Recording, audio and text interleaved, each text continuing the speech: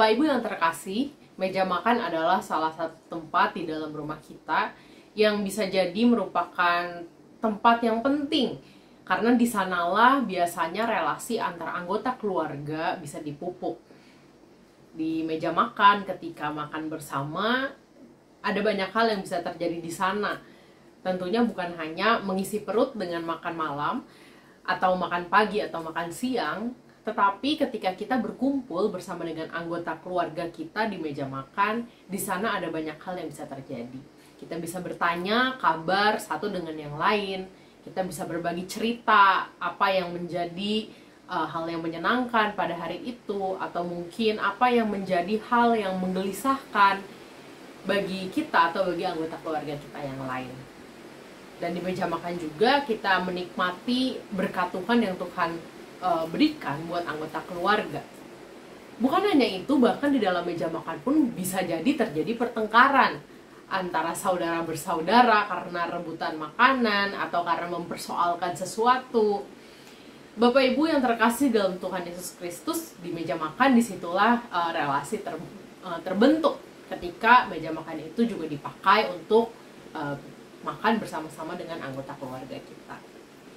Nah, orang-orang Yahudi memiliki tradisi tersebut.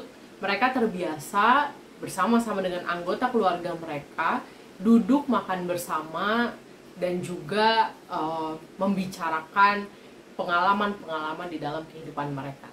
Maka tidak heran begitu ya, dulu ada yang pernah mengatakan bahwa biasanya keturunan Yahudi itu memiliki kecerdasan yang tinggi.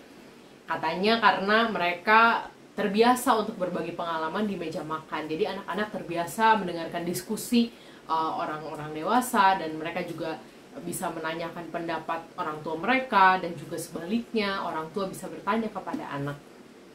Bapak Ibu yang terkasih, hari ini tentu saja kita tidak membicarakan meja makan sebagai bahan perenungan kita, tetapi kita mau melihat bahwa Tuhan memberikan kita kesempatan di dalam kehidupan keluarga kita untuk kita bisa menjalin relasi dengan mereka. Barangkali meja makan hanya salah satu tempat di mana kita bisa menjalin relasi tersebut. Tetapi tentunya dengan kondisi kita masing-masing, dengan kesibukan kita masing-masing, barangkali ada hal lain yang perlu kita lakukan bersama dengan keluarga kita, dan juga mungkin di dalam waktu-waktu yang lain. Pada hari ini saya akan membacakan salah satu bagian firman Tuhan di dalam Ulangan 6 ayat 4-9, di mana di situ dituliskan betapa pentingnya setiap anggota keluarga duduk bersama-sama dan juga membicarakan tentang pengalaman-pengalaman bersama Tuhan. Ulangan 6 ayat 4-9 di situ dituliskan, "Dengarlah hai orang Israel, Tuhan itu Allah kita, Tuhan itu Esa. Kasihilah Tuhan Allahmu dengan segenap hatimu dan dengan segenap jiwamu dan dengan segenap kekuatanmu. Apa yang kuperintahkan kepadamu pada hari ini haruslah engkau perhatikan. Haruslah engkau mengajarkannya berulang-ulang kepada anak-anakmu dan membicarakannya apabila engkau duduk di rumahmu, apabila engkau sedang dalam perjalanan, apabila engkau berbaring, dan apabila engkau bangun. Haruslah juga engkau mengikatkannya sebagai tanda pada tanganmu, dan haruslah itu menjadi lambang di dahimu, dan haruslah engkau menuliskannya pada tiang pintu rumahmu dan pada pintu gerbangmu." Di dalam bacaan ini Tuhan meminta orang-orang Israel pada saat itu untuk mengajarkan tentang iman kepada Tuhan.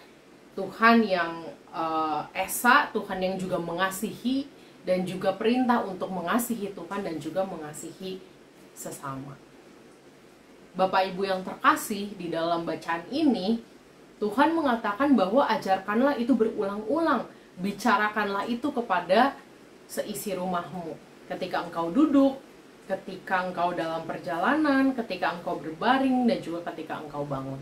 Artinya bahwa ketika kita merindukan anggota keluarga kita dan juga merindukan keluarga kita bertumbuh di dalam Tuhan, kita tidak bisa mengandalkan orang lain di luar keluarga kita untuk bisa memberikan pertumbuhan itu, dan kita sendiri abai dengan pertumbuhan iman, pertumbuhan spiritual keluarga kita sendiri.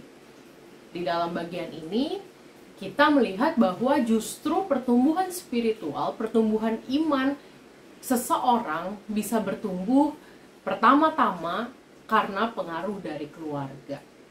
Itulah kenapa Tuhan mengatakan bicarakanlah itu kapanpun engkau bersama-sama dengan anggota keluargamu. Barangkali salah satunya meja makan bisa menjadi satu momen di mana keluarga berkumpul dan juga saling menceritakan pengalaman-pengalaman. Entah itu pengalaman yang sangat disyukuri atau pengalaman dalam berproses melalui fase kehidupan tertentu, dan rasanya itulah yang akan membuat relasi setiap anggota keluarga menjadi semakin dekat.